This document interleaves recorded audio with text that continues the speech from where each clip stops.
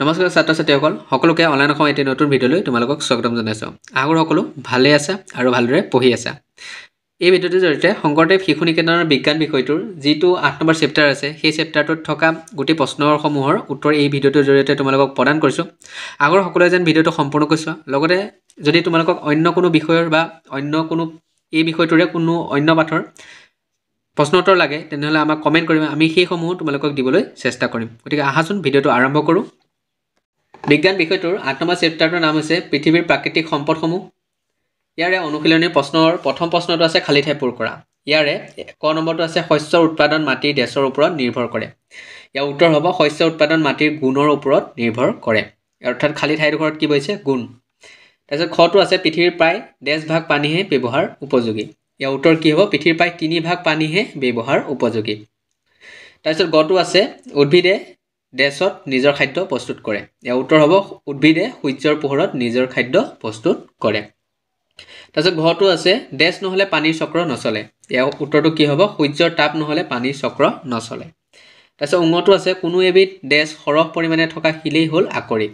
ইয়াৰ উত্তৰ হ'ব কোনো এবিধ মণিক সৰহ পৰিমাণে থকা শিলেই হ'ল আকৰিক। তাৰপিছত প্ৰথম চটো আছে কয়লা প্ৰধানকৈ ডেছ প্ৰকাৰৰ।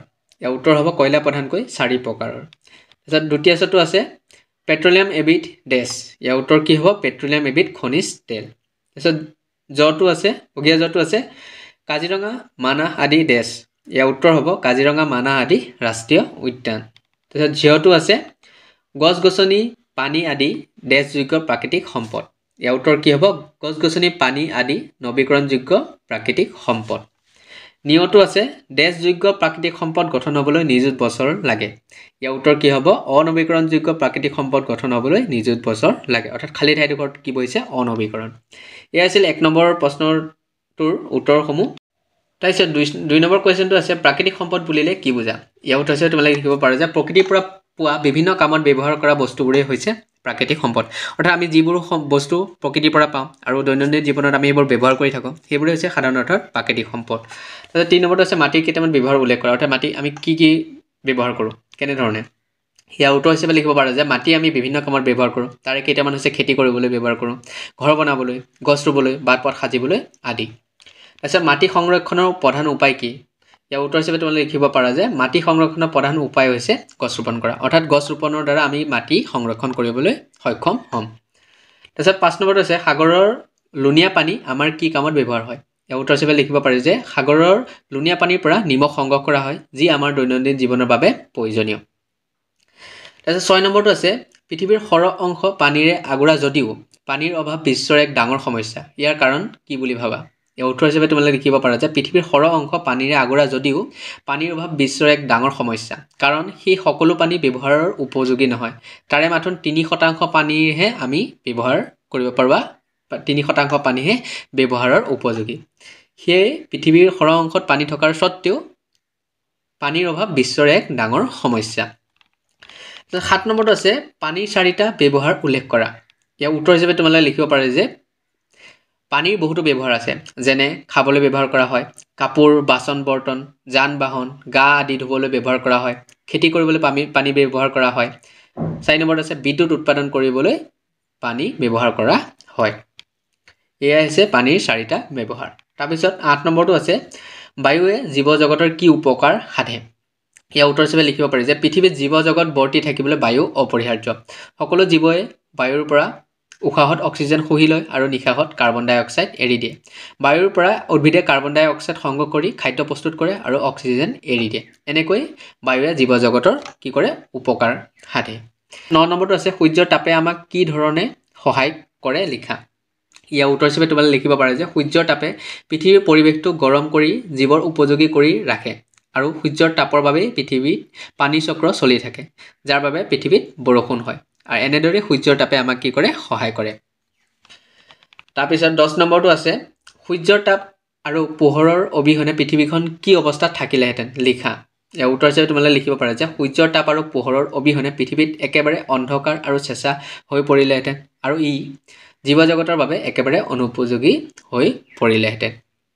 তাৰপিছত ১১ নম্বৰটো আছে বিশাল শিলবোৰ কেনেদৰে ভাঙি টুকুৰা হয় লিখা।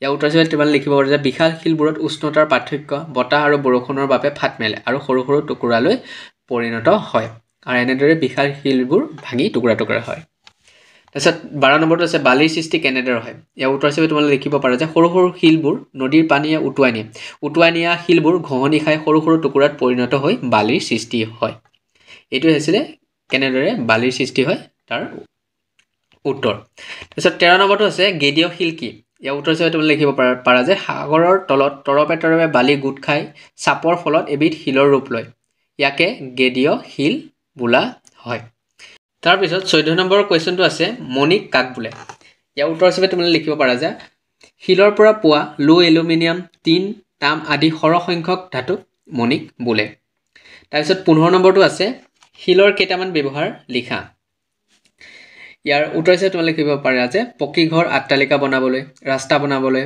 বান্ধ বনাবলৈ কুঁৱা আদি বনাবলৈ শিলৰ ব্যৱহাৰ কৰা হয় তাৰপিছত 16 নম্বৰটো আছে কয়লা কেই প্ৰকাৰৰ আৰু কি কি ইয়াৰ উত্তৰ হৈছে কয়লা প্ৰধানকৈ 4 প্ৰকাৰৰ সেয়া হৈছে পিট কয়লা বিটুমিনাছ কয়লা লিগনাইট কয়লা আৰু এন্থ্ৰাচাইট কয়লা তাৰপিছত 17 নম্বৰটো আছে কয়লাৰ অপকাৰী উপাদানবিধ কি ইয়াৰ উত্তৰ হৈছে কয়লাৰ অপকাৰী উপাদানবিধ হৈছে কাৰ্বন মনোক্সাইড 18 নম্বৰটো আছে প্ৰাকৃতিক গেছ কি পেট্ৰলিয়ামৰ ওপৰত উচ্চ চাপত গেছৰ একোটা আৱৰণ থাকে ইয়াকে প্ৰাকৃতিক গেছ বোলা হয় 19 নম্বৰটো আছে পেট্ৰলিয়ামৰ পৰা পোৱা কেইবিধমান সামগ্ৰীৰ নাম লিখা ইয়াৰ উত্তৰ হিচাপে লিখিব পাৰি পেট্ৰলিয়ামৰ পৰা পোৱা কেইবিধমান সামগ্ৰীৰ নাম হৈছে পেৰাফিন তেল পেট্ৰল মম ভেসলিন আৰু পেট্ৰলিয়াম গেছ আদি তাৰপিছত 20 নম্বৰ কুৱেশ্যনটো আছে অসমৰ কোন কোন অঞ্চলত কয়লা আৰু পেট্ৰলিয়াম পোৱা যায় ইয়াৰ উত্তৰ হৈছে অসমত কয়লা পোৱা অঞ্চলবোৰ হৈছে লিডু ৰাংৰিং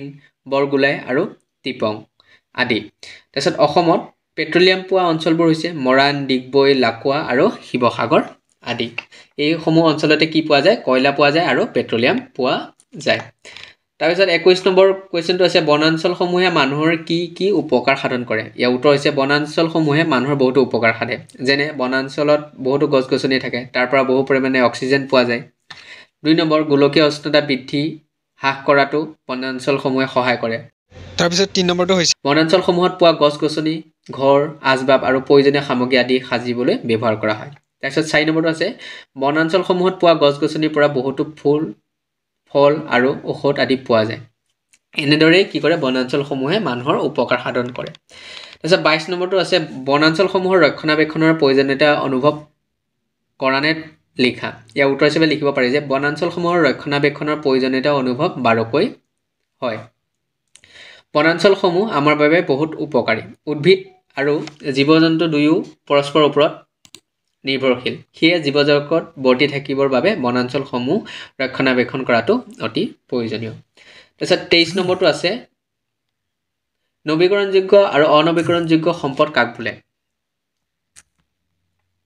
ইয়াৰ উত্তৰ হিচাপে লিখিব পাৰি যে যিবোৰ প্ৰাকৃতিক সম্পদ বাৰে বাৰে ব্যৱহাৰ কৰিব পাৰি আৰু কেতিয়াও শেষ হৈ নাযায় তেনে সম্পদক নৱীকৰণযোগ্য সম্পদ বোলে উদাহৰণস্বৰূপে গছ-গছনি পানী বায়ু আদি তাৰপিছত যিবোৰ প্ৰাকৃতিক সম্পদ এবাৰহে ব্যৱহাৰ কৰিব পাৰি আৰু গঠন হ'বলৈ নিযুত বছৰ লাগে তেনে সম্পদক অনৱীকৰণযোগ্য সম্পদ বোলে উদাহৰণস্বৰূপে কয়লা পেট্ৰলিয়াম অন্যান্য খনিজ পদাৰ্থসমূহ তাৰপিছত 24 নম্বৰ কুৱেশ্যনটো হৈছে শুদ্ধ উত্তৰটো বাছি উলিয়া ইয়াৰে ক নম্বৰটো দিয়া আছে পৃথিৱীৰ প্ৰায় 97% পানী সাগৰৰ ইয়াৰ শুদ্ধ উত্তৰটো কোনটো হ'ব পৃথিৱীৰ প্ৰায় 97% পানী সাগৰৰ খ নম্বৰটো আছে বিদ্যুৎ উৎপাদন কৰিবলৈ পানী ব্যৱহাৰ কৰা হয় বা নহয় ইয়াৰ শুদ্ধ উত্তৰটো কি হ'ব বিদ্যুৎ উৎপাদন কৰিবলৈ পানী ব্যৱহাৰ কৰা হয় তাৰপিছত গটো আছে খাদ্য প্ৰস্তুতিৰ সময়ত উদ্ভিদে কাৰ্বন ডাই অক্সাইড অক্সিজেন গেছ গ্ৰহণ কৰে ইয়াৰ শুদ্ধ উত্তৰটো হ'ব খাদ্য প্ৰস্তুতিৰ সময়ত উদ্ভিদে কাৰ্বন ডাই অক্সাইড